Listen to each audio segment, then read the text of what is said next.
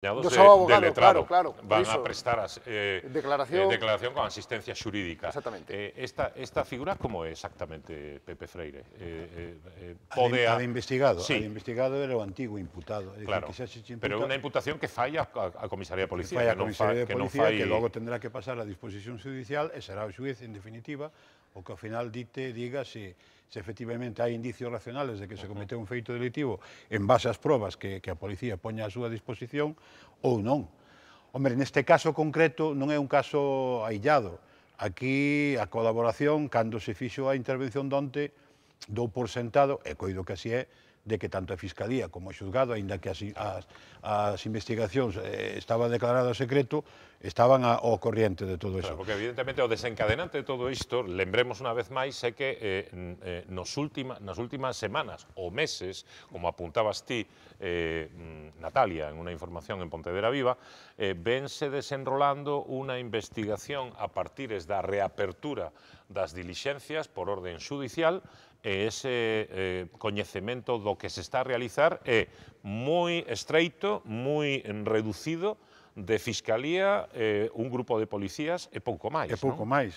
A maior parte da comisaría, supoño que o comisario jefe e os propios investigadores que están levando a cabo esta investigación, é pouco máis. Pero eu, se me permites, vou ao principio da... Eu fai aquí mes e pico, 2 meses... Sí, falábamos de desaparicións. Coido que lembrarás de que eu insistía unha outra vez, incluso contra a maneira de pensar, lógica por outra parte, das vítimas que estaban aquí, de algúns dos contertulios, de que a policía había deixado o tema. E eu insistía unha e outra vez, porque eu sí, o que se sabía é que este tema non se había deixado de lado. A este tema, aínda que judiciariamente se hubiera dado o carpetazo ou se hubiera pechado a carpeta, a policía seguía investigando. Eso sabía eu, porque, en fin, aínda que este xubilado, e durante todos os anos, eu sei que ali se estaban cocendo as faves. Claro, agora, parece ser que as faves xa alcanzaron a temperatura axeitada, e agora dá a impresión de que xa vamos a empezar a comer, a ver se podemos comer as favas. Ajá, pois estamos a ver precisamente, mentras seguimos charlando, imaxes de recurso dos rexistros realizados principalmente no día de onte, preto de casi 12 horas, hoxe volveron de xeito un pouco sorpresivo.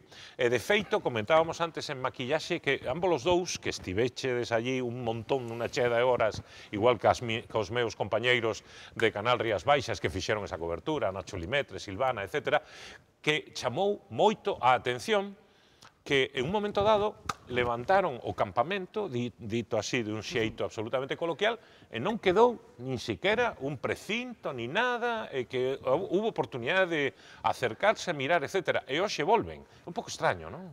A min chamoume moito a atención, porque normalmente cando un rexistro vai continuar para garantir que se está facendo con todas as seguridades, claro, que non se está alterando ninguna proba ni nada, pois queda custodiado ou polo menos acordoado, e despois retómase ao día seguinte, porque, bueno, os investigadores teñen que ir á súa casa tamén, non había luz, pero claro, neste caso, chegou un momento onte, a pasadas as 8 da tarde, que todos os axentes se foron, e o propio Julio Araujo, que estivo durante todo o rexistro da xornada de onte, ali presente, marchouse, el pechou unha das cancillas, e hoxe pola mañá volveron. O sea, pasou toda unha noite e boa parte da mañá aquí iso non estivo custodiado. Non, vamos a ver, non é raro, porque non estamos ante un feito que se comete, o sea, unha investigación que se fai ao día seguinte, onde as probas todavía están aí palpables.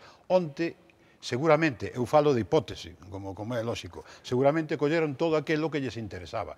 E hoxe foron a rematar as probas que tiñan que facer sin que lle deran importancia que alguén anduvera non anduvera, porque despois de tantos anos, se alguén quixera sustraer algunha proba dali, algunha proba evidente, palpable. Sen tempo non foi, non? Sen tempo non foi. Claro. É dicir que tampouco lle dou moita importancia a esa cuestión. Pero ti falas de sustraer.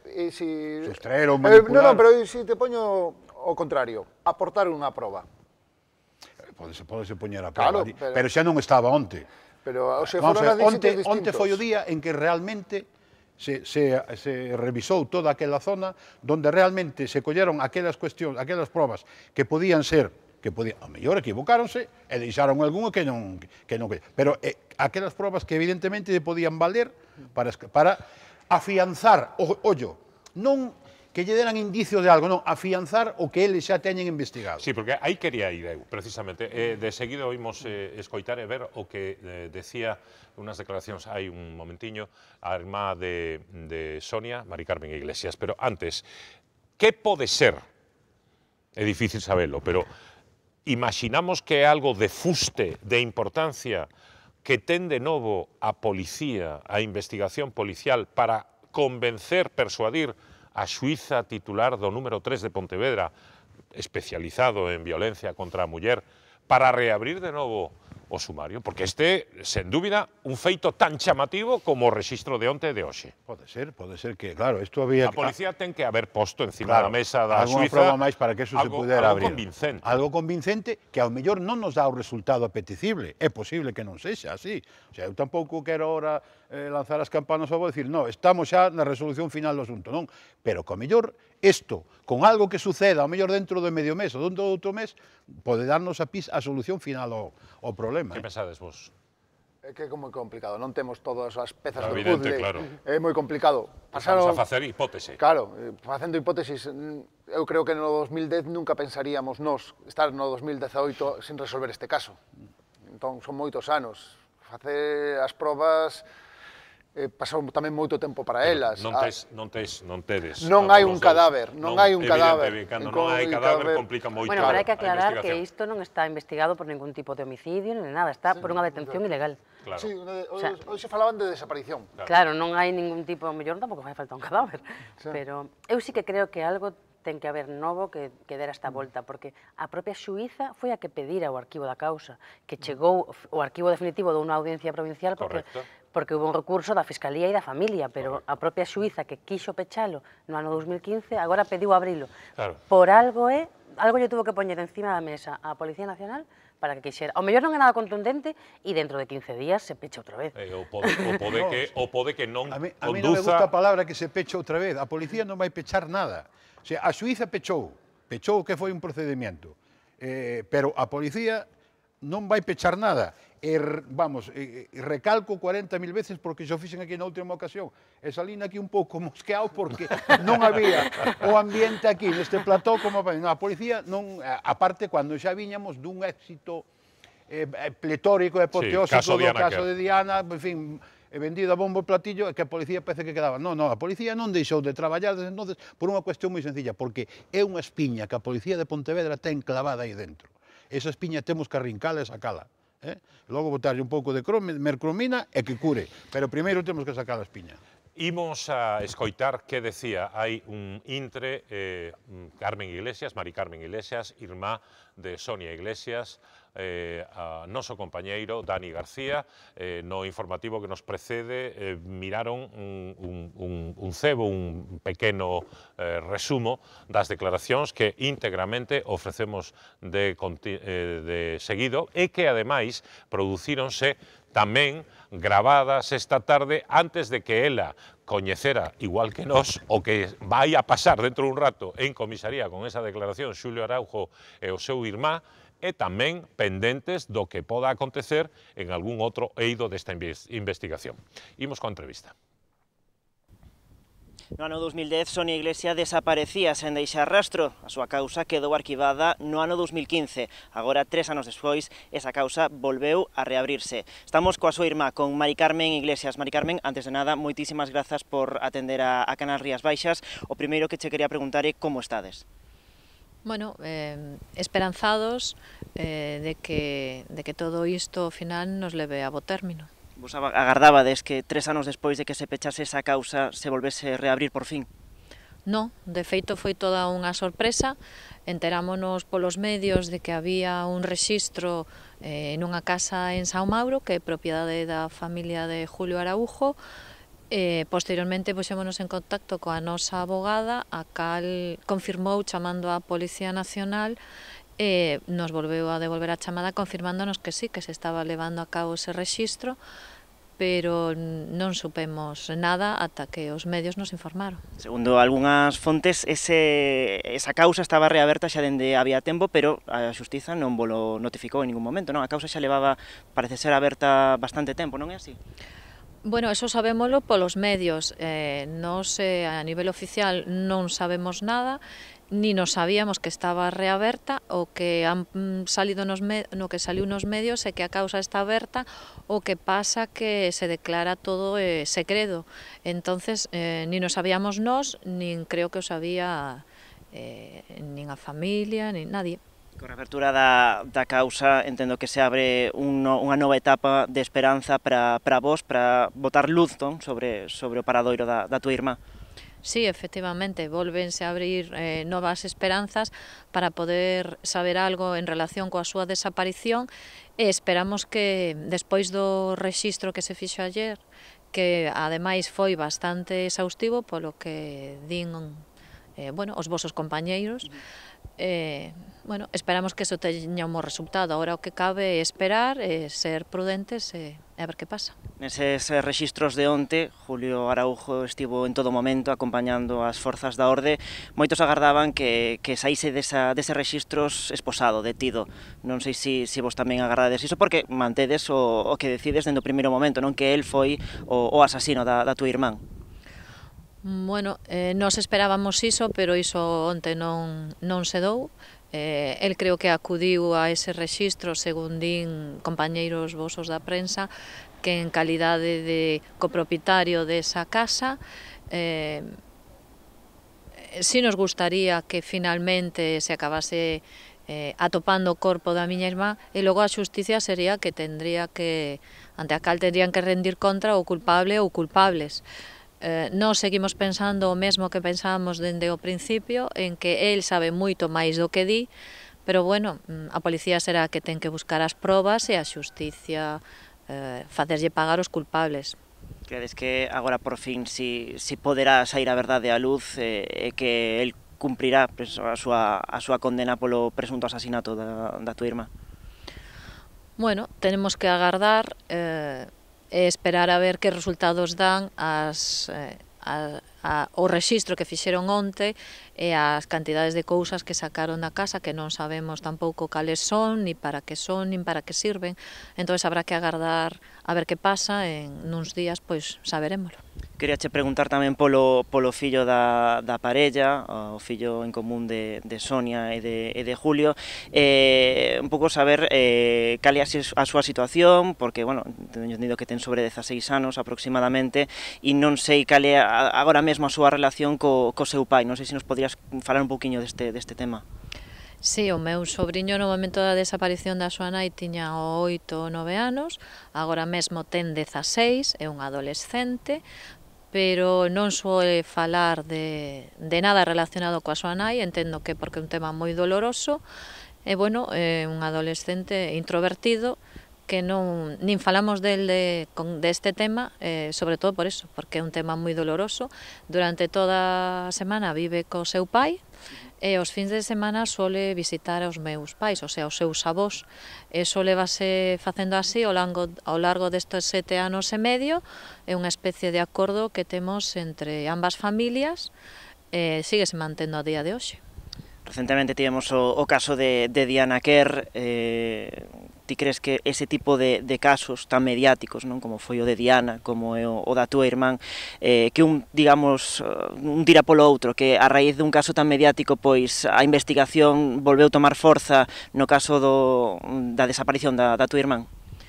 Pois non sei se o caso de Diana Quer tuvo que ver. En calquera caso, benvido sea esta reapertura, e esperamos que ao final dé os logros que todos esperamos, que se poida lograr encontrar os restos da miña irmán, e, bueno, esperemos, eso que agardamos. Na cidade de Pontevedra, toda Galicia en definitiva, o apoio que sempre se vos trasladou a ti e a toda a túa familia tras a desaparición de Sonia foi evidente durante todos estes anos, un apoio que continúa agora, verdade? Sí, o apoio da cidadanía de Pontevedra foi dende o minuto 1, sigue a día de hoxe, o cal agradecemos enormemente, porque sin ese apoio sería moi difícil estar aquí 7 anos e medio despois. Moi ben, pois Mari Carmen Iglesias, moitísimas grazas por atender a Canal Rías Baixas. Gracias a vos. É a entrevista que fixo o noso compañeiro Dani García, concretamente a Mari Carmen Iglesias, esta tarde, a piques de tomar un avión camino de Madrid, onde, como nós, se enterarase do que aconteza esta tarde noite a partir da toma de declaración en condición de investigados de Xulio Araujo e o seu irmán, David, que están citados na comisaría de policía de Pontevedra. Ti publicabas un dato moi chamativo, Natalia, é que hai meses que precisamente a policía motivou que a xuíza que leva o caso abrira de novo as dilixencias, porque, o que preguntaba antes a Pepe Freire, hai algo, digamos, importante de abondo que motive precisamente ese novo interese, non? É unha información que Alfredo tamén publicou, que é que existe un informe policial que chegou á Fiscalía e ao xulgado hai xa meses, a mediados do ano pasado, e que ese informe policial ten que ter algo contundente, ou damos por feito que tenga algo contundente, porque motivou que se reabrira a causa. Dende aquela fixeronse, xa se practicaron varias dilixencias e aí que non trascenderan porque se decretou o segredo das investigacións e de feito, ao estar en segredo, ni siquiera as partes que estaban personadas na causa tiñan que ter coñecemento. Aí iba precisamente porque suliñaba Mari Carmen Iglesias insistía en que eles non tiñan absolutamente información ninguna do que acontecera no día de onte co espectacular rexistro e, por suposto, cos feitos que subsiguen. Digamos que o segredo xudicial está a protexer unha investigación moi sensible na que precisamente a propia presión dos medios de comunicación, e non só os locais, había que ver hoxe as cadenas nacionais e as tertulias e demais, estamos a realizar en torno a este caso. Eu non creo que sexa presión mediática. Eu creo que os xuíces e a policía son maiorcitos e saben que non teñen esa sensación de presión mediática. O que sí creo é que son unhas dilixencias, é a miña opinión, sobre algún aspecto que no que a policía sospeita que pode algún investigado modificar. Que sexa algo que está aí, pero que si saben que están investigando sobre eso, pode modificarse. É o único que podo entender, é o único que me explico. A presión non é. A presión, os xuíces, fiscais e policía están por enriba desas cousas. O sea. Por certo, falando de policías... O que pasa, perdón, o que pasa é que fai moito daño sobre todo esos programas de televisión, esas tertulias mañaneras, fan un daño tremendo a... Non a policía, nen ao xuez, que, como tú ben dices, Alfredo, pasan de toda esta cuestión, pero sí crean opinión pública nun sentido determinado ou non. Por eso eu insisto unha outra vez en que a opinión pública trasladouse a creencia de que a policía xa había dado de carpetazo ese asunto cando, aí están as probas. Eu alegro-me moitísimo. Eu, onte, cando me enterei isto, levei unha alegría, levaría maior alegría primeiro se aparecera o corpo de Sonia, eso por suposto, e logo que se identificara o autor ou autores do feito, que eu son da creencia tamén de que un solo é difícil que o poida facer, un solo, pero bueno, non son eu quen ten que decidir. Pero esa percepción tamén pode achacárselle aos propios investigadores, por non ser máis exteriores, externalizarlo máis cara a opinión pública. O meu mutismo que está rodeando toda a investigación, eu entendo que ten que ter determinado mutismo, pero... Unha vez que onte saiu o que saiu, despois do despliegue policial, eu creo que habería que haber alguén dado a cara e dicir, mira, estamos facendo isto, e por isto. E non podo ler nada máis. Unha comparecencia, como se fai sen preguntas, acordada coa xuíza e coa fiscal. Iso que cando hai un secreto por parte da xusticia, eso hai que mantelo. Nin o comisario, nin a subdelegado, nin o goberno, por eso digo que hai que falalo, pero se fala coa Suiza. Entonces, claro, a Suiza se autorizase a facer esas manifestacións... Pero para que autorice hai que preguntalo. A min, sabedes que son un libro aberto, moitas veces. Sabedes que eu son un libro aberto. Se eu supera algo desto, queda a funda creencia de que eu non me lo iba a contar. Unha última cuestión que tedes que marchar e teño que seguir con outra parte do debate. Serafín Castro, un bello compañeiro seu de excomisario da Unidade de Delitos Violentos da Policía da UDEF. Paisano, ademais. Sí, ademais paisano. Dixo hoxe, non en un, sino en varios medios de comunicación, que está na absoluta certeza de que si se están a adoptar este tipo de medidas neste intre, por parte do xuzgado e por parte da policía, é porque estamos na dirección axeitada para o esclarecemento do caso. Estou completamente de acordo. Se non a resolución definitiva, si no camiño dereito de cara a esa resolución definitiva. Estou completamente de acordo con él, sí. E él isto sabe un pouco, claro. E vos, e así rematamos? A miña percepción persoal é que definitiva non. Que sí que se pode chegar a avanzar, vale, pero a miña percepción persoal, que tampouco está fundada en nada, a esta hora da tarde, claro, matizamos, que non é algo que este fundada, é que hai un segredo desa actuación. Evidente. A E miña ti, percepción... Alfredo, rematamos xa? Eu creo que ainda lle queda un anaquiño? Un longo recorrido. Un longo recorrido. Grazas, compañeiros. Que sexa leve. Tedes chollo de abondo. Tedes chollo de abondo nas próximas horas.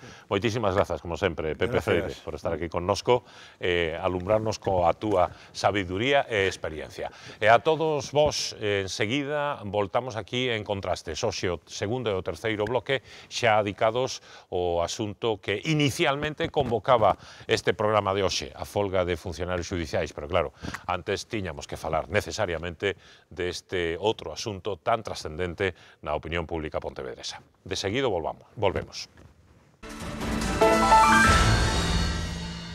E seguimos en Contrastes agora para falar do outro asunto que nos convoca hoxe aquí en Canal Rías Baixas, o impacto que está a ter a folga de funcionarios judiciais desde hai semanas e de xeito moi sobranceiro, especialmente nas últimas dúas. Hoxe, tal día como hoxe, mércores, están rotas as negociacións. Entendo que están rotas as negociacións. Será a miña primeira pregunta precisamente para dous dos 4 invitados que agora están a ocupar as sillas, as cadeiras, quería decir, que deixaron baleiras os nosos anteriores interlocutores. Están con nós Marta Mariño, que é xefa territorial de Vicepresidencia, o departamento que está precisamente a negociar cos funcionarios. Gracias, Marta, por estar aquí connosco.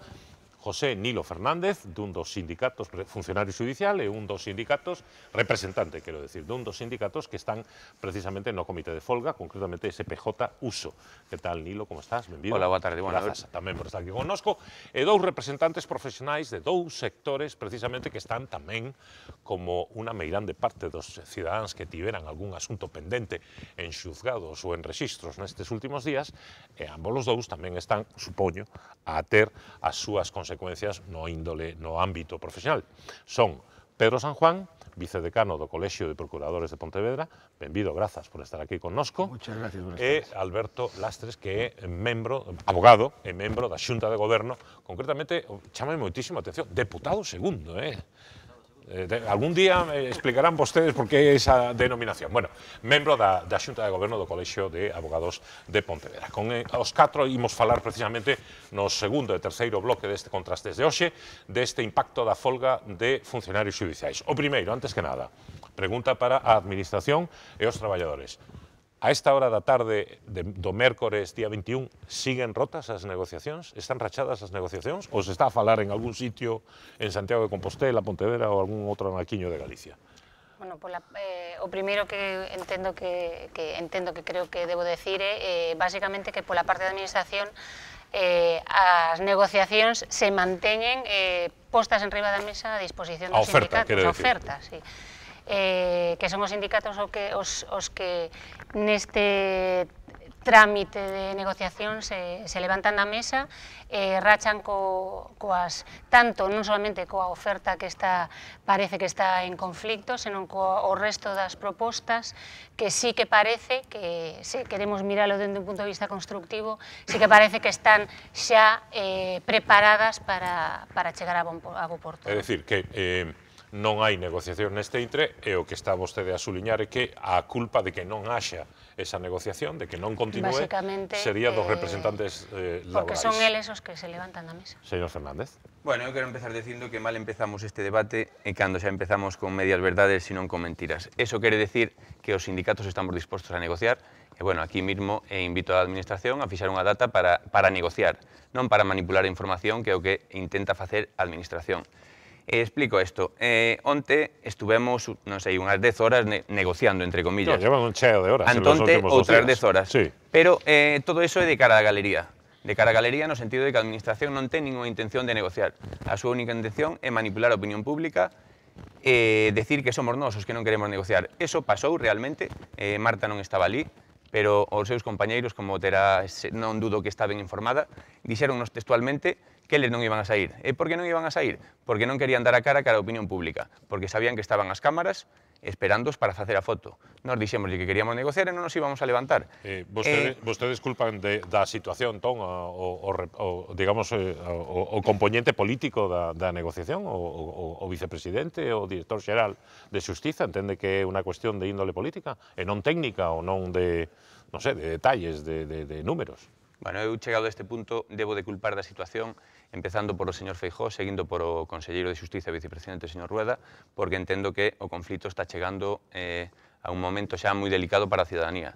E deberían de tomar cartas no asunto e dedicarse a negociar, non a manipular a información. Eso é o que nos entendemos e xa digo, repito, así yo digo a Marta, eu desde agora mesmo os invito a negociar, a sentarnos, a negociar, non a xuntarnos, porque para xuntarnos como estos días simplemente a estar reunidos, son cousas distintas, unha cousa é estar reunidos e outra cousa distinta é negociar. Dous datos, enseguida responde. Dous datos. Cantos funcionarios judiciais hai na Comunidade Autónoma de Galicia? Preto de 2.800, 2.750 aproximadamente. De acordo. O importe da reivindicación salarial que eles fan e a contraoferta que realiza a Xunta de Galicia están tan lonxe como dá a sensación, lendo precisamente e escoitando, é a pregunta para ambos os dous, non se preocupen, Nilo. Están tan lonxe como dá a sensación que estamos a ver precisamente nos medios de comunicación? Bueno, directamente, digamos, a suba, se queremos falar de números e falar directamente... Non moitos, porque a xente vai desconectar inmediatamente. A Xunta de Galicia está planteando unha suba de 1.000 euros, unha media entre 816 euros e 1.000 euros anuais entre os distintos corpos. Hai 3 corpos de funcionarios, mentres que a administración, digamos, pola parte dos sindicatos, se está planteando unha suba notablemente superior, vale? Deixote a ti, pero bueno, falan de 2.700 euros frente a esa suba que se propón e que xa está en riba da mesa. A mí, antes de entrar, incluso, de entrar nos temas da cuestión máis conflictiva, me gustaría ser constructiva e falar un pouco das cousas que están esperando para ser pechadas encima da mesa, dos avances que xa forman parte das propostas dos sindicatos e que xa están en riba da mesa para ser asinadas, mentres que a xente está nos xulgados esperando e os funcionarios sen cobrar día a día o seu salario. Hai acordos na proposta presentada polos sindicatos polo que se refería aos descontos das ITs, están en riba da mesa... Non é certo. Bueno, está a proposta en riba da mesa de someter a negociación e de esperar a negociación que se está intentando. Aí estamos de acordo. Vamos a entrar en detalle de puntos, pero sí que é certo que dos 5 puntos que se plantearon nun primeiro momento nesta negociación, 4 está dada unha resposta. Totalmente mentira. Consolidación de efectivos, esos recortes, está previsto que se incorporen 43 novos reforzos que se fagan fixos na Administración de Xustiza, se propón creación de novos postos de psicólogos, creación de novos equipos... Non son de Xustiza os psicólogos. Non son de Xustiza, pero participan na Administración de Xustiza. Os abogados, os procuradores tamén participan e non son funcionarios de Xustiza. Equivócome se digo que a gran diferenza é a cuestión salarial. Equivocaste, sí, equivocaste. Sí, é que teño medo que se metan vostedes no detalle, entón inmediatamente imos desconectar todos os demais. Si me permites en 30 segundos, si vos lo explicaría. Pensen na meirande parte dos espectadores. De cara ao cidadán para que nos entenda. E logo te enseño eu o meu cuadriño. Eu non dubido en que Marta teña afán constructivo, porque de feito coñecémonos fai tempo, temos negociado certas cousas e sempre chegamos a acordos. Cousa diferente é que ela teña poder para tomar certas decisións. Vale. Vamos a ver, reducir este conflito a unha cuestión económica é levar o conflito á parte que quere a Administración. A Administración, eso é o que quere facer ver o cidadán. Pero é hoxe en día o gran obstáculo para chegar a un acordo? É un obstáculo dos 5 que temos. Hai 5 obstáculos. Dos 5 obstáculos, decía Marta, por exemplo, co tema da discriminación sanitaria, non pedimos unha subida salarial, eso para empezar. Pedimos a equiparación coa media nacional. Con respecto á discriminación dos sanitaria... funcionarios de xustiza de outras comunidades autónomas. Que non somos funcionarios da comunidade autónoma, somos funcionarios nacionais. Vale, con respecto á discriminación sanitaria que falaba Marta de que daba por feito un acordo.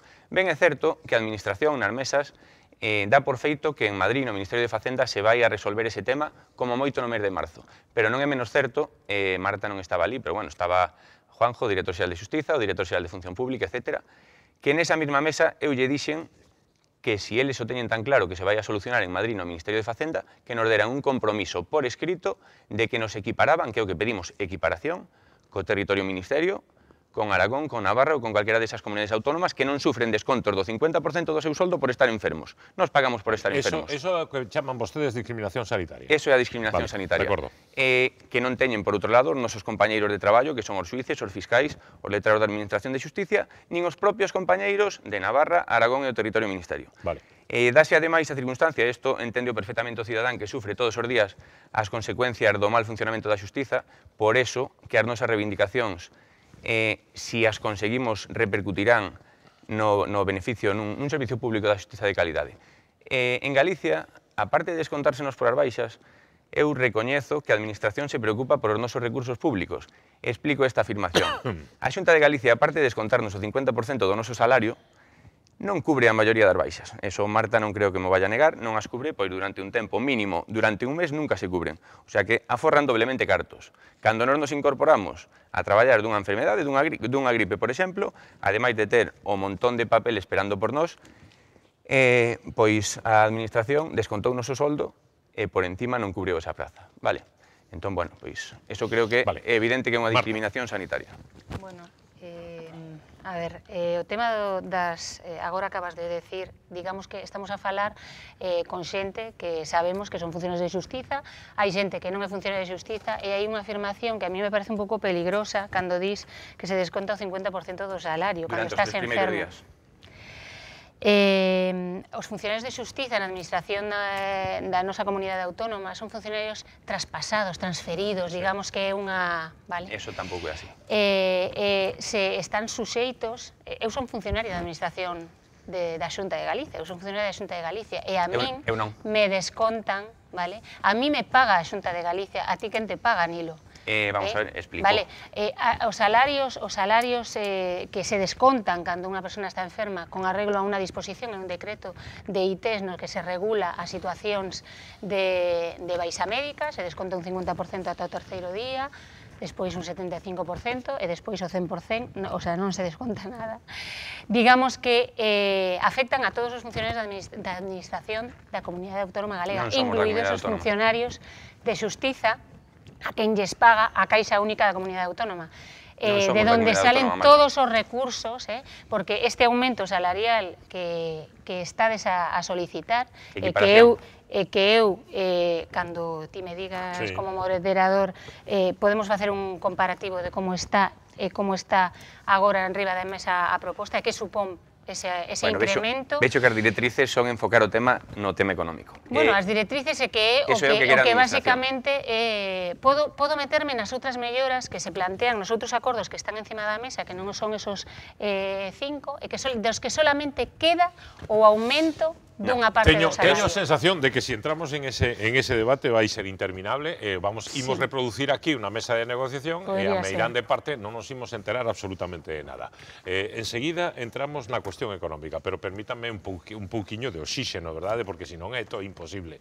Pedro San Juan e Alberto Lastres, a sensación que tedes vos como profesionais, non quero que opiñedes sobre un problema que evidentemente da administración e funcionarios, non vou a meteros en ese lío, non? Pero que sensación tedes? Que están máis cercanos do que parece de chegar a un acordo ou imos para rato e como consecuencia esta folga vai seguir tendo un notable impacto na vosa actividade profesional e na actividade xudicial da Comunidade Autónoma de Galicia? Pregunta para ambos os dous. Pedro. Yo pienso que están próximos a un acuerdo. Siempre está lo que hay que decir en la galería, Nilo está para decir lo que tiene que decir y Marisa lo mismo. Yo creo que sí, que están para llegar a un acuerdo. Y hay que recordarles que un buen acuerdo, siempre en un buen acuerdo, ninguna de las partes sale contenta. Sí, por supuesto. Es una cosa muy importante. Nosotros sí que estamos rezando para que llegue a un buen acuerdo, porque sí que tiene efectos, no solo para los ciudadanos, sino también para nosotros. No en este periodo, que quizás sea corto, pero una prolongación de esto sí que tiene también efectos, puede tener efectos económicos para nosotros también. ¿Y para los abogados, gracias, Alberto? Sí, a ver, nosotros evidentemente no vamos a discutir, solo faltaría el derecho de huelga, que por otro lado está recogido constitucionalmente en el artículo 28 de la Constitución. Curiosamente, no está desarrollado por ley orgánica como correspondería hacer, es una tarea pendiente para la Administración. De muchos años. Sí. De muchos años, sí, que haya una auténtica y verdadera ley de huelga que realmente vaya, lógicamente, recogiendo todos los pronunciamientos del Tribunal Constitucional que ha habido en este sentido, pero a partir de ahí pues tendría que haber una legislación específica. Nos preocupa especialmente el ciudadano. El ciudadano es finalmente el que está sufriendo los efectos, de momento no devastadores, de esta huelga, pero desde luego si se prolonga sí que van a ser unos efectos que obviamente los ciudadanos sufrirán en carne propia. En este momento ya hay unos cuantos que lo han sufrido, no solo porque sus juicios en los que tuviesen intereses directos se hayan suspendido, sino incluso aquellos ciudadanos que hayan sido llamados a algún juicio, pues, claro, en calidad de testigo, claro, o incluso de perito, claro, y que han incluso comparecido en el juzgado y no ha habido tiñan a obriga. Juicio.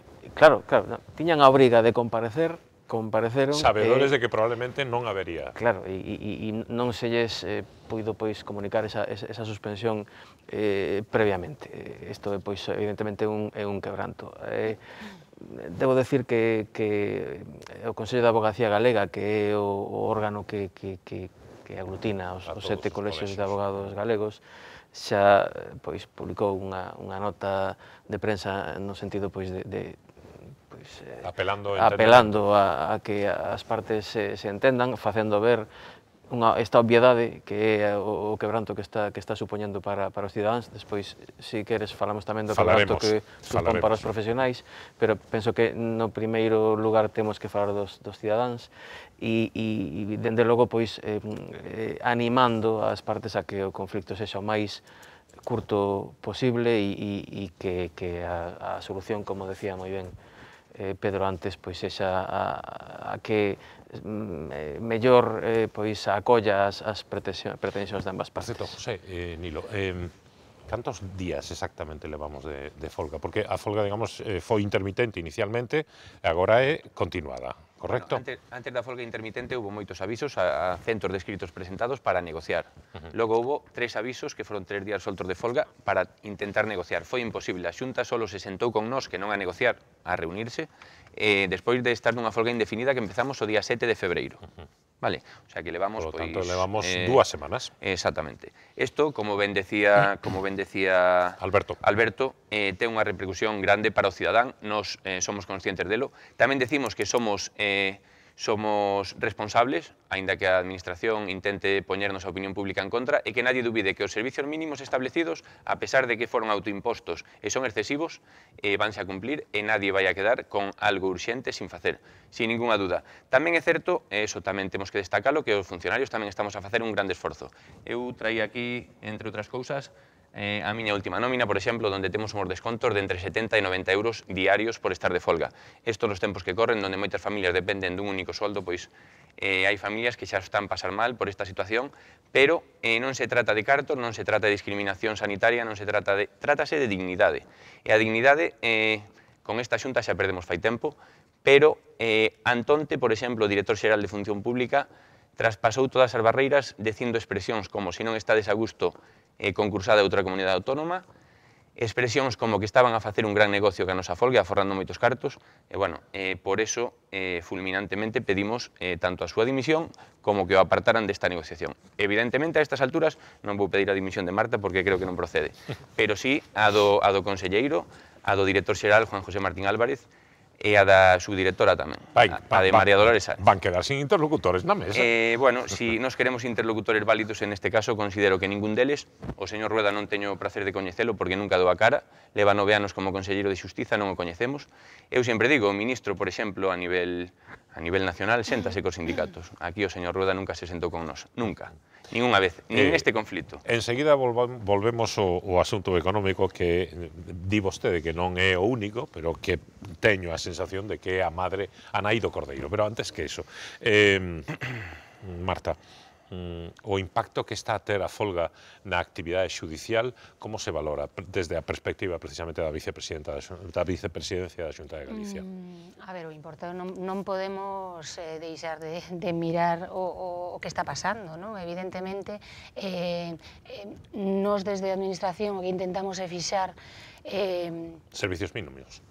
Dentro do respeto máximo do dereito á folga, uns servicios mínimos que se mirades na orde de fixación dos servicios mínimos é especial, vale? É especial porque valora a especial situación dunha folga co carácter de indefinida, a situación de moitos xulgados que están, digamos, situados noutras zonas e reforza eses servicios mínimos que sabemos que incluso con esos servicios mínimos a situación dos administrados é moi complicada e que os propios sindicatos non estaban de acordo con esos servicios mínimos, o recurreron diante por excesivos. Imaginadevos como serían se non se seguísemos, digamos, un pouco os criterios dos sindicatos. Eses servicios mínimos, sobre todo, estaban a garantir, unha pregunta para todos, pero supoño particularmente para Nilo e para Marta, están a garantir, sobre todo, a atención o cidadán en rexistros moi sensibles, como pode ser o rexistro civil, violencia tamén, cuestións de violencia de xénero, menores, temas, digamos, no que a perda do dereito non supoña unha, digamos, unha desventaxe, un quebranto para a propia persoa, non? Temos varios exemplos, de feito, a mí me gustaría incidir no tema dos servicios mínimos, porque a mí me parece moi importantes que poñelo de manifesto, que calquera cidadán que acceda a un xulgado e se atope co que o seu trámite non pode ser atendido porque parece que non é servicio mínimo, que se dirixe ao letrado, que se dirixe ao xuíz e que se queixe. Digamos, hai un canal para facer a súa queixa e decir que eu creo que isto é servicio mínimo. A normativa que regula os servicios mínimos é unha normativa específica que para cada tipo de xulgado define que é o que se considera servicio mínimo, vale? Os funcionarios da Administración de Xustiza que están a facer os servicios mínimos están a facelos, pero o que cualifica cando un trámite no que se plantea alguna dúbida é ou non é servicio mínimo debería ser o letrado ou o xuíz ou o fiscal en cada caso. Entón eu invito tamén aos administrados que están sendo perxudicados neste caso a que manexen esa posibilidade, ese dereito a reclamar. Cumpre, é unha pregunta para ambos todos os profesionais, por suposto tamén logo para Nilo, cumpre algún tipo de resarcimento, algún tipo de reclamación, si un cidadán se atopa precisamente con unha circunstancia desa natureza? Imaginemos, quere tramitar un certificado matrimonial, un certificado de función, e non pode porque atopa que está o servizo en folga. Cabe algún tipo de reclamación e de resarcimento ou non? Yo pienso que sí, pero Alberto debe estar más preparado, porque ejerce de letrado y yo de procurador. Difícil. Difícil que prospere. Difícil que prospere. Podese, evidentemente, facer a reclamación, hai o que é ben coñecido como a responsabilidade patrimonial da Administración, pois cando as actuacións da Administración pois deveñen nun presuizo para o cidadán, este pode reclamar e pode obter unha compensación. Que sucede?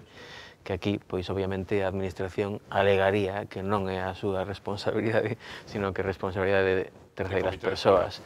Claro, co cual, pois, o resarcimento do cidadán que está pois a sufrir en primeira persoa pois o que pode ser o quebranto pola falla deste servizo básico que é a xustiza, pois probablemente non sexa compensado. Nilo, os funcionarios están a garantir eses servicios mínimos? Por suposto que sí, vamos a ver, eu vexo que a Administración ben disposta a falar de temas que son superfluos como este, en todo caso a normativa de servicios mínimos é interpretable, pero que nadie dubide que se están facendo moitas máis actuacións das que están determinadas como servicios esenciais, porque no momento en que se pide un certificado de defunción, por poñer un exemplo, que en principio non é servicio mínimo, si sería servicio mínimo unha licencia de enterramento, para que o cidadán me entenda.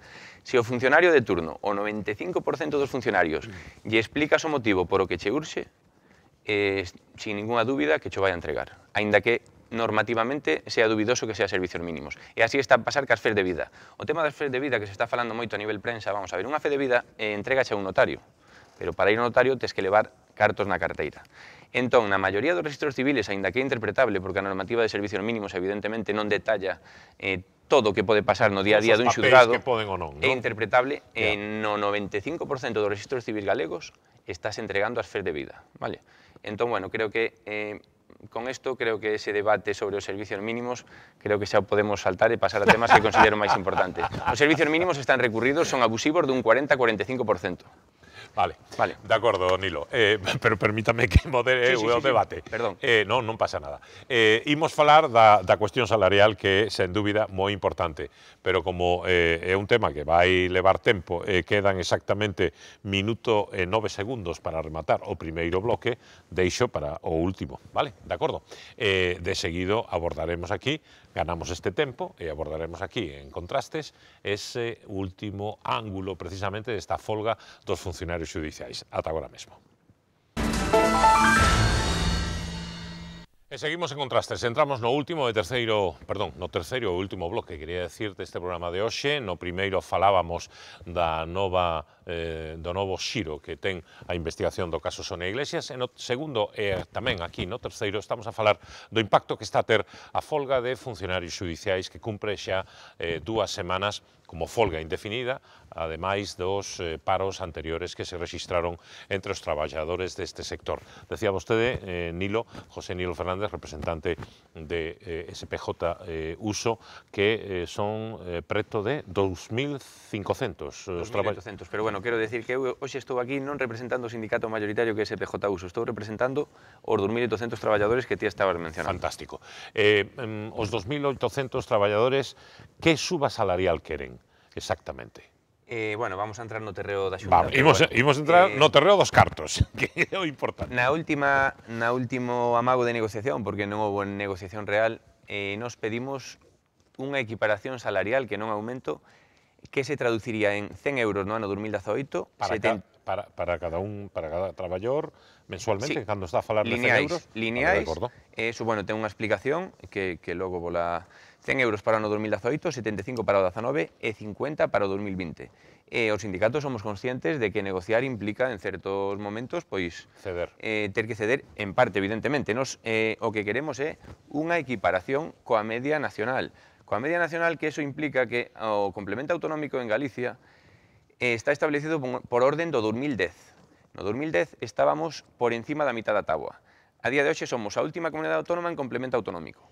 Que é un complemento autonómico, perdóneme? É a parte do noso salario que se establece por a Xunta de Galicia. O sea, nós temos, como somos corpos nacionais, que eso non o vou a discutir para non perder o tempo, pero bueno, Marta seguía insistindo que somos da Xunta, eso é mentira, eso establece a Lei de Emprego Público de Galicia, é dicir, unha parte do salario dun funcionario judicial en Galicia está establecido por unha normativa de ámbito nacional. Por unha normativa autonómica. E unha parte complementaria pola Xunta de Galicia. Exactamente. A suba que vostedes piden ten que ver coa parte que paga a Xunta de Galicia? Sí, o resto establecese a nivel Madrid para todo o Estado. Logo, na parte autonómica é onde están as grandes diferencias, e bueno, por exemplo, no País Vasco teñen un complemento de cerca de 1.000 euros. En Galicia temos un de 435. Outro exemplo que a mí me gusta especialmente, o de Cantabria, porque non é nin o primeiro nin o último, está na mitad da táboa, é unha comunidade do norte similar a Galicia, etc. Ten un complemento autonómico dende o ano 2008, non dende o 2018. Eso quere decir que o levan cobrando 10 anos. Dende o ano 2008 de 620 euros, 35% superior aos 435 que temos en Galicia. Por que están tan mal pagados entón os funcionarios judiciais en Galicia? Bueno, eso é o que fai a Xunta de Galicia. Que explicación dá vostede? Que explicación dou? Bueno, a Xunta de Galicia nunca invertiu un peso na xustiza, nin no servicio público, nin nos funcionarios, nin nada. Desprecianos continuamente, bueno, pois así chegamos a esta situación de folga indefinida. Nos, xa digo, pedimos estar na mitad da táboa máis un, por así decirlo. Non queremos ser menos que a ninguén, tamén teño aquí que me decías antes que traía moita documentación, pois bueno, entre outras cousas, entre esta táboa onde se establecen os complementos autonómicos de todas as comunidades, terminando con Cantabria, os 620 euros son un 35% superior ao complemento galego. Bueno, é curioso, cando menos, que o porcentaxe que cobra na súa retribución de máis o señor Feijóo tamén é un 35% superior ao que cobra o señor Revilla. Non sei por que os funcionarios non temos esa mínima diferencia. Ben, entón, 100 euros, 75 e 50 nos seguintes 3 anos. Para estar por encima da mitad da táboa. De acordo. E cal é a oferta da Xunta de Galicia, Marta? Bueno, partir dunha premisa, primeiro, o que chaman o complemento autonómico transitorio, para que a maior parte da xente o entenda, claro, por favor. O que noutros salarios, digamos, noutros se chama o complemento específico, vale? É algo similar ao complemento específico que na Administración de Xustiza, dado que os funcionarios da Administración de Xustiza non teñen unha relación de postos de traballo, non pode ser definido como complemento específico, é un complemento autonómico transitorio.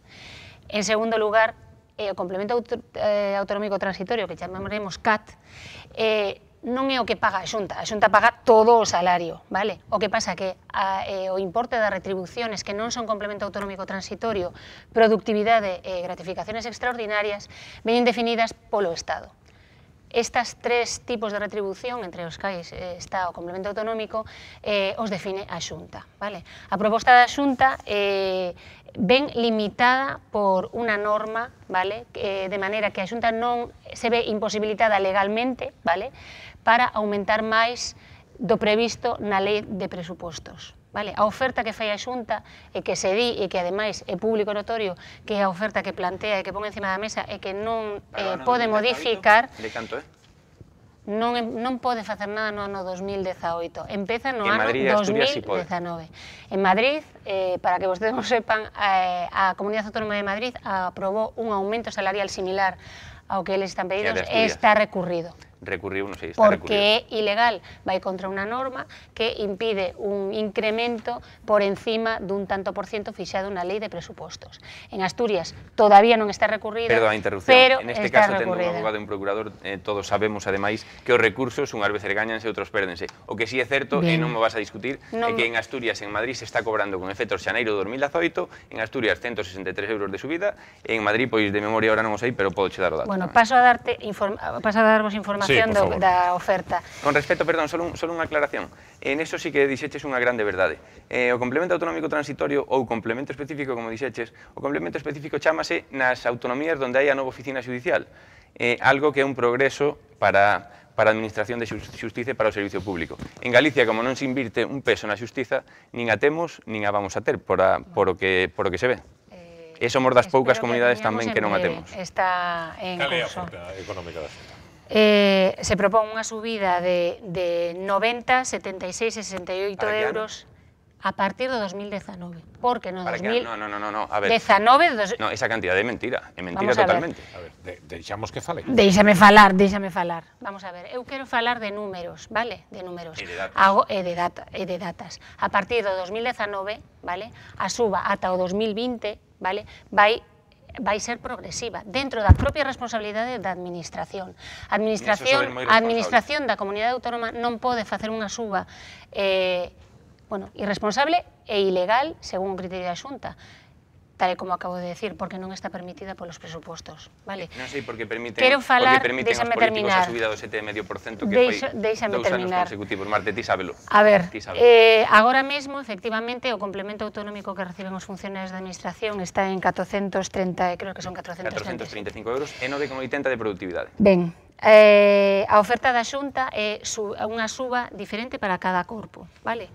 Para os corpos de xestión, que son os diplomados universitarios, o que chamaremos diplomados universitarios, se plantea unha suba ata 535,58 mensual euros. E por ano, si pode ser.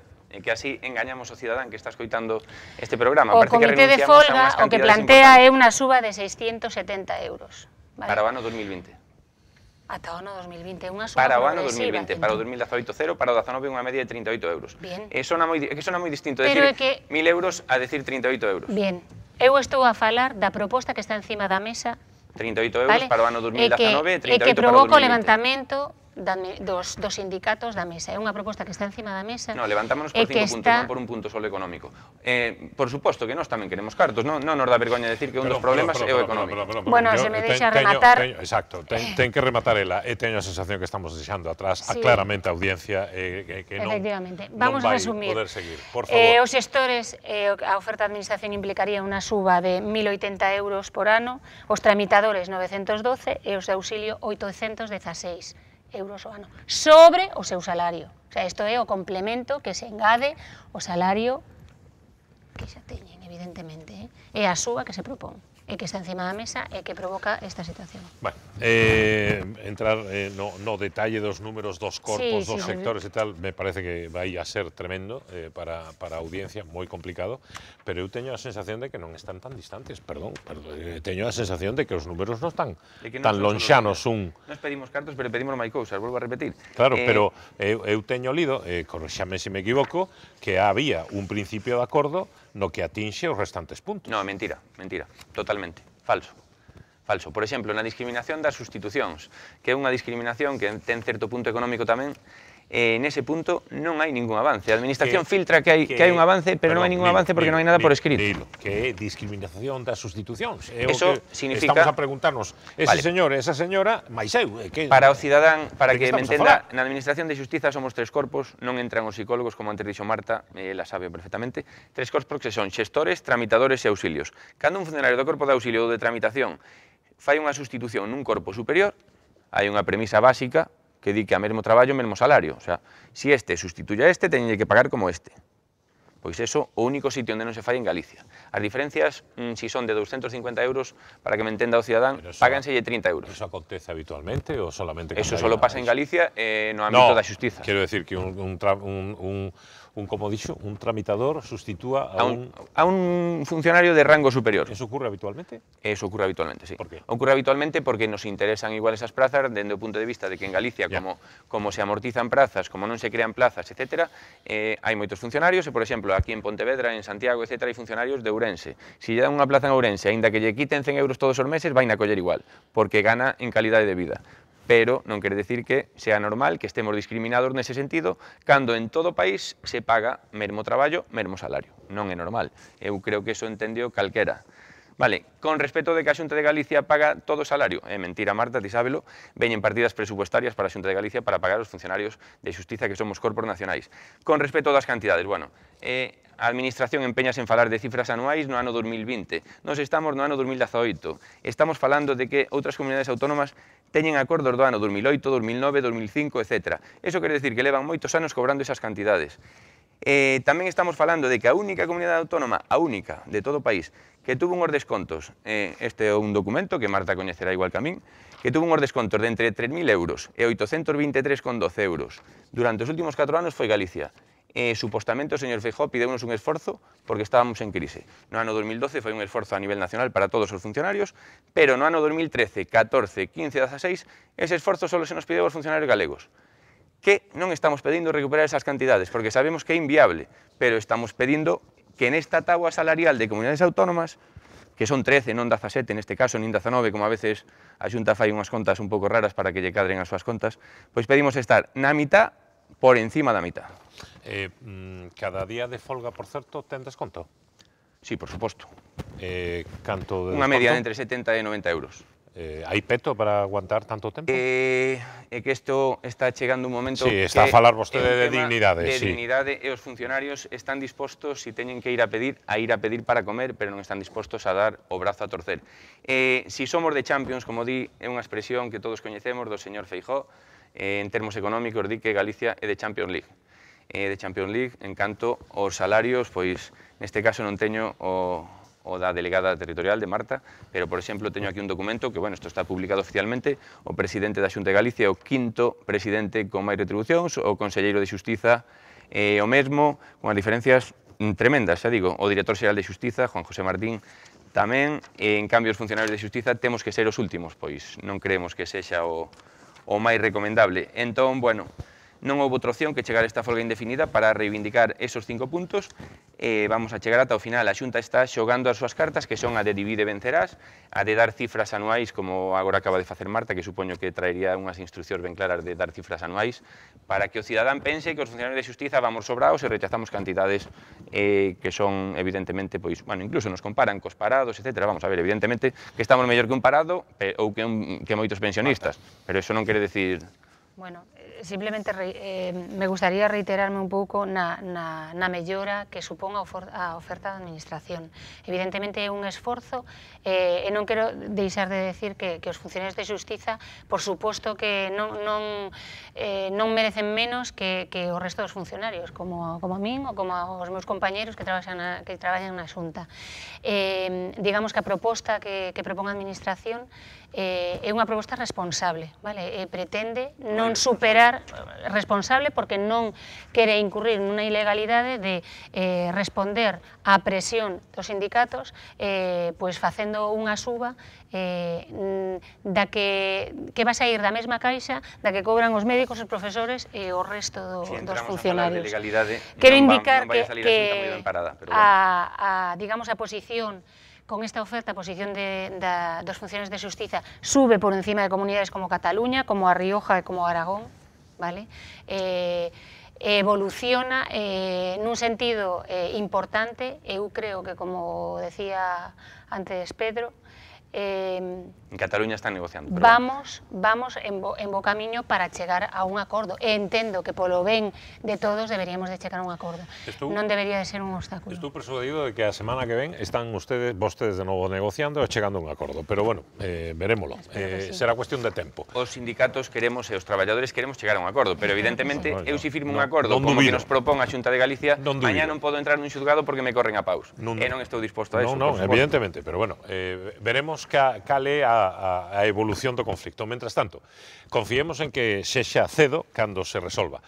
E cando eso aconteza, como imos resolver, e pregunto aos profesionais, o embudo que probablemente se estará a producir nos xuzgados, particularmente pola suspensión. Fálase, eu escoitei cifras dos sindicatos de preto de, probablemente xa máis de 3.000 actos judiciais suspendidos. A Xunta relativizaba ese dato, falaba de 1.500, preto de 2.000, sexan os que sexan, son unha chea deles. A meirán de parte ten que ser datados de novo. Como vai a ser precisamente esa cuestión procedimental para os profesionais e os cidadáns que están a sufrilo? Pois, ogallá, nos tiveramos algo que decir ou que facer en evitar eso. Non vai ser posible. Nos non podemos desatascar o que se está atascando en todos estes días que están pasando para que se resolva o conflicto. Queremos pensar que os funcionarios pois van ser moi responsables e todo o que se vaya acumulando pois finalmente cando se retome a situación de normalidade pois eles mesmos farán un esforzo suplementario para precisamente desatascar. Ogalla que así sexa, pero bueno, neste momento a verdade é que estamos seriamente preocupados. Mais, xa estamos a falar da semana que ven.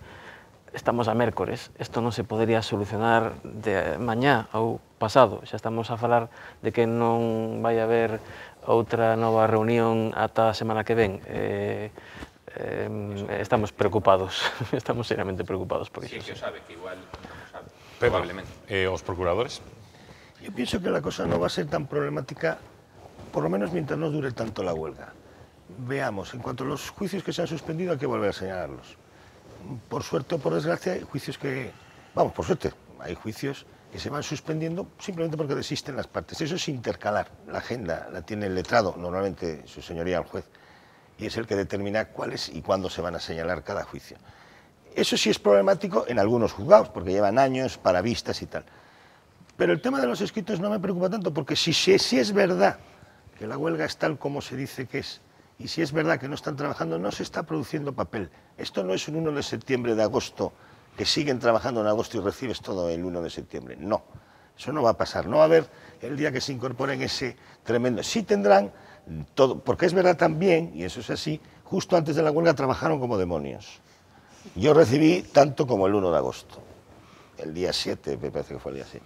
O sea que no hay, si no se prolonga mucho, la cosa no va a tener mucho... Y además si se incorporan tendrán que ir sacando lo que tienen que ir sacando, y supongo, y además con razón tendrán, esas jornadas para poder compensar eso y recuperar tamén parte de lo que hayan podido perder. Pues sí, pregunta para ambos os dous. Haberá medidas de choque por parte da Xunta de Galicia? Se falouse de alguna posibilidade de, non sei, de doble turno, non sei, que se pode facer para axilizar o atasco que evidentemente está a producir esta folga? O que é evidente é que ao final os funcionarios de xustiza son os que van a sair digamos, escaldados, a parte dos particulares e tal. A idea, efectivamente, se está xa vendo o que, digamos, o que levamos nas costas. Estamos valorando que, evidentemente, bueno, pues va a haber que facer un esforzo adicional pola parte da administración. Se porán os medios que poidan ser necesarios pois para ampliar o número de salas ou de vistas que se poidan celebrar coa colaboración digamos, da Administración de Xustiza. Pero, en principio, digamos que a nosa vontade é de seguir sentados na cadeira da mesa de negociación coas digamos, ideas encima da mesa e ben claras. E seguimos insistindo e invitando de novo... Isto é un claro exemplo da actitude manipuladora da Xunta de Galicia. Marta acaba de decir que... Pega má risa, vamos a ver. Acaba de decir que poñerán medios, salas, vontade, ideas... Esos son palabras, non son feitos. Nos queremos uns planes de actuación. Non vamos a firmar ningún acordo para desconvocar esta folga, que é o que quere a Administración. O sea, sí é certo, a Administración quere desconvocar a folga, pero para seguir negociando, como din eles. O sea, non con un acordo quería desconvocar e logo a ver que pasa. Bueno, non se trata de poñer ideas nin medios, trátase de poñer feitos, non palabras. Para poñer feitos non vamos a firmar en ningún caso este acordo. O acordo que nos acaba de falar Marta, bueno, Marta explicounos o acordo do ano 2020 en cantidades sonais para que sone mellor hacia a ciudadanía e peor cara aos funcionarios. Non vamos a firmar ese acordo, non é válido nin para o ano 2018. Vale. En ningún caso vamos a firmar un acordo donde non haxa uns planos de actuación para sacar todo ese traballo pendiente. A cambio de horas estamos dispostos a traballar para sacar todo ese traballo porque somos responsables, pero non con ideas. Vale. Eso hai que pagalo.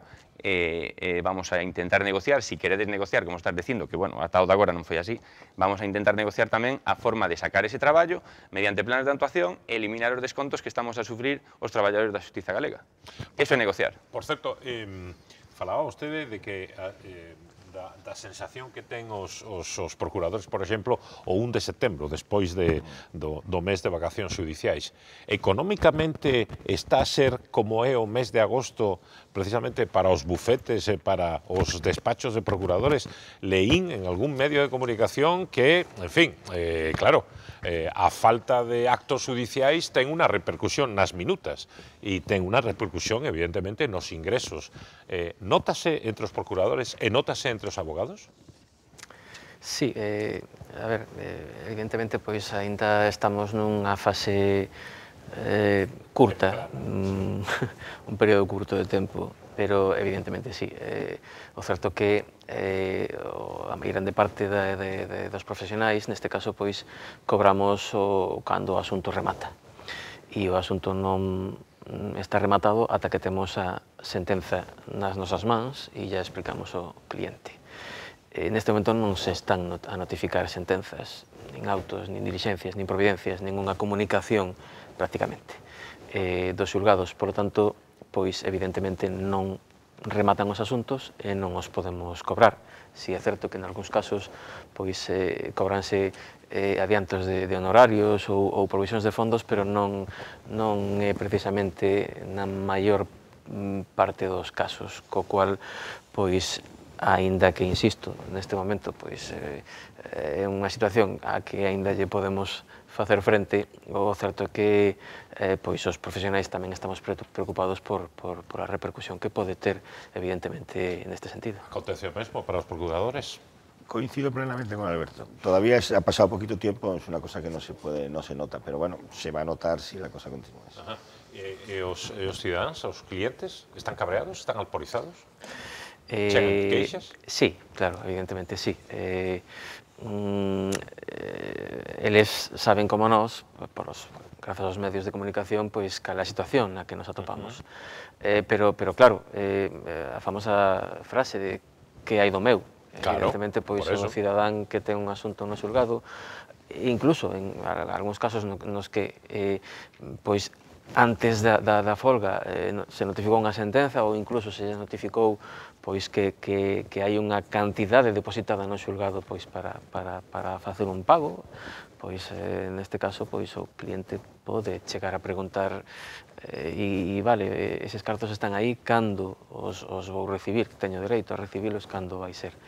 E temos que dar unhas explicacións pois que non nos corresponde dar a nós, pero bueno, que temos que explicar que hai que ter paciencia e hai que confiar pois nas partes que están sentadas, bueno, agora mesmo non, pero que estarán a bo seguro sentadas en breve e que chegarán a unha resolución para precisamente que os cidadáns e os profesionais pois poidamos seguir pois coa nosa vida cotiá neste caso. Pues agardemos que sexa así. Teño exactamente dous minutos para rematar. Así que un minuto para cada un de vos. Primeiro Marta, si queres. Marta. Bueno, pues nada, a ver, a miña conclusión debería de ser que aproveitemos bueno, as posibilidades que nos dá a negociación e a existencia de unha situación que nos están a reclamar os cidadáns para sentarnos e facer un esforzo, evidentemente polas dúas partes. Cando? Pois, como ti ben dis, eu trasladarei á Dirección Xeral esa situación que sei que xa existe. Boas palabras. Pero as palabras nunha negociación comeza con palabras, evidentemente. E esas palabras o que ten que facer é trasladarse a feitos.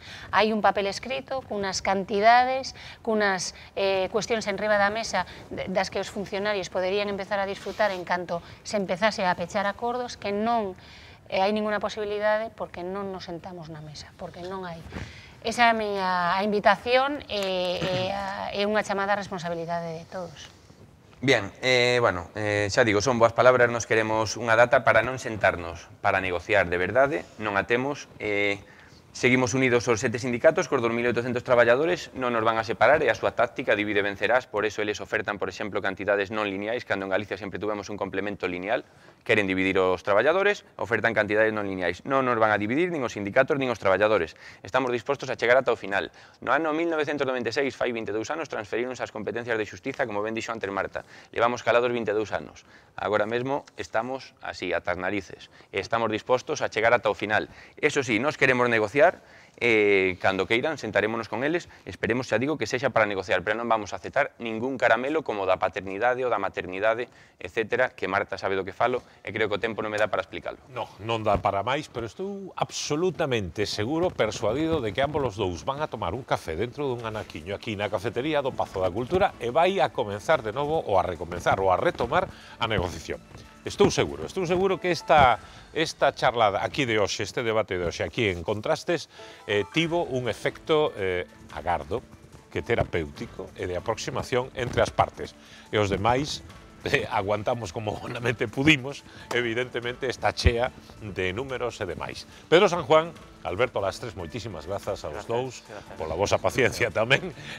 José Nilo Fernández, Marta Mariño, moitísimas grazas. Eu quero dar as gracias e decir que se pola vosa participación máis pediría tamén a división de Marta Mariño, pero bueno. Ben, perfecto. Nos ata a semana que ven aquí en Contrastes, en Canal Rías Baixas. Boas noites.